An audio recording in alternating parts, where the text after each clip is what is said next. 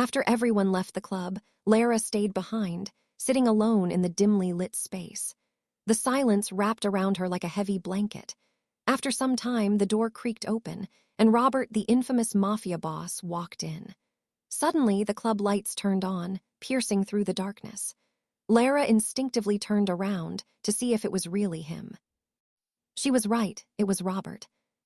For the first time, Robert saw Lara's face clearly, and he froze. His breath hitched, eyes widening in shock at how stunning she looked. He stood there, shamelessly staring at her, as if he'd lost all sense of reality. Noticing his trance, Lara clapped her hands, tilting her head slightly as if to say, "You've stared enough. Now what?" Snapping out of it, Robert composed himself and walked towards her. "What next?" Lara asked, her voice steady. "Come, let's go," Robert replied, his voice laced with authority. Once outside, Lara spotted 3 sleek black cars, 2 filled with Robert's men and one that belonged to him. Robert opened the passenger door for her, but without a word, Lara bypassed the front seat and went straight to the back.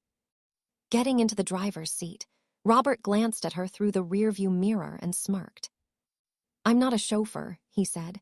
"Come sit in the front." Lara crossed her arms and leaned back, her face blank. "I'm fine here." "I'm not asking," Robert's voice dropped. "I'm ordering you." Lara sighed in frustration, her irritation evident. She got out of the back seat and reluctantly slid into the passenger seat, her body tense with annoyance. Robert, satisfied, started the car, his fingers tapping lightly on the steering wheel as he drove. Lara, her gaze fixed on the road ahead, couldn't shake the unease in her chest. Why is he taking me without blindfolding me? Why make it so easy for me to know the route? Something feels off, but I have no choice. I'll just go along with it for now. As they drove through the quiet streets, Robert couldn't stop glancing at her. His eyes kept drifting away from the road, drawn to her like a magnet. "If you look at me one more time," Lara snapped, not turning her head, "I'll gouge your eyes out, just drive." Robert chuckled, slowing the car down a little. "I can't help it, Miss Princess," he teased, flashing a flirty grin. "Princess, my foot," Lara muttered, rolling her eyes. Robert laughed at her reaction, enjoying her fiery attitude. "By the way, you never told me your name." "Are you asking or ordering me to tell you?" Lara shot back, her voice dripping with sarcasm. "Just asking," he said, his voice unusually soft. "Not interested," she said. Robert smirked. What a weird name, not interested, very unique. He laughed at his own lame joke, while Lara rolled her eyes, turning her gaze toward the window. Lara ignored him, turning her face to the window. The faint glow of streetlights blurred as she got lost in her thoughts. She remembered her father, the warmth of their happy moments, and the life she'd left behind. The exhaustion weighed on her, and before she knew it, she drifted off to sleep. Hours passed, and the car eventually came to a stop. Robert, instead of waking her, watched her sleep, a gentle smile tugging at his lips. "She looks even more beautiful when she's asleep," he thought, unable to look away. One of his men cautiously approached the car and whispered, "Boss, what's our plan now?" Robert, eyes still on Lara, whispered back, "Talk softly. You all can leave. I'll handle everything from here." "But boss..."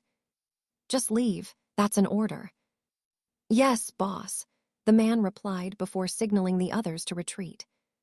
Lara stirred awake, rubbing her eyes. She sat up and looked around, her brows furrowing. They weren't at a grand mansion or a heavily guarded estate. Instead, they were parked in front of a small house surrounded by lush greenery. Confused, Lara turned to Robert. "Why would he bring me here?" she thought. "I thought he'd take me to his mansion. That would have made gathering evidence easier. This wasn't part of the plan." Robert, leaning against the car, watched her with an amused smirk. "Surprised?" he asked.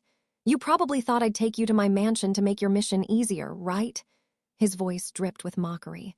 "I'm sorry, but your plan failed, Miss Officer." Lara clenched her jaw, choosing to ignore him. "You really thought I'd be dumb enough to bring a cop into my own home?"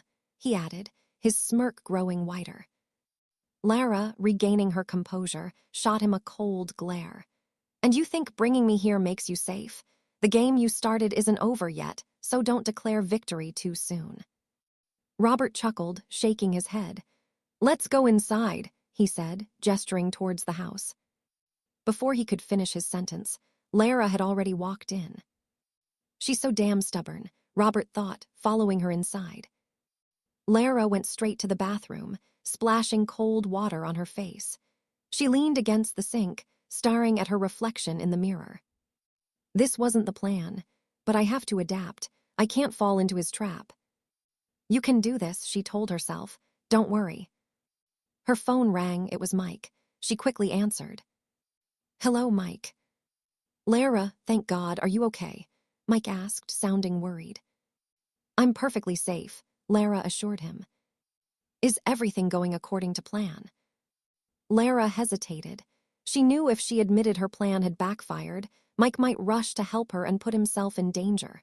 So she lied. Yes, everything is going as planned. Don't worry, she said calmly. Mike sighed with relief. Okay, Lara, be safe, bye.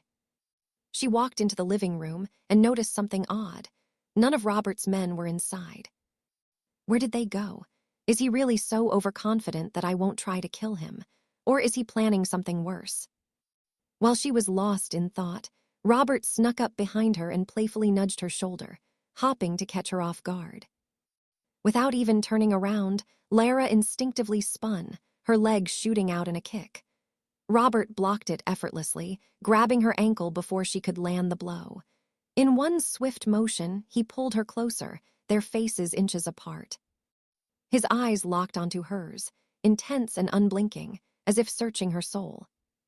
Lara yanked herself free and glared at him. Grow up, she snapped. Robert, unfazed, backed her up against the wall. His voice dropped to a low, husky whisper. So you want me to behave like a man? Lara's heartbeat skyrocketed. She averted her gaze, her chest rising and falling rapidly as she fought to control her breathing. Without saying a word, she slipped away and sank onto the sofa, trying to calm herself. Robert, watching her with a smug grin, chuckled. This is going to be fun, he thought, leaning against the wall with his arms crossed.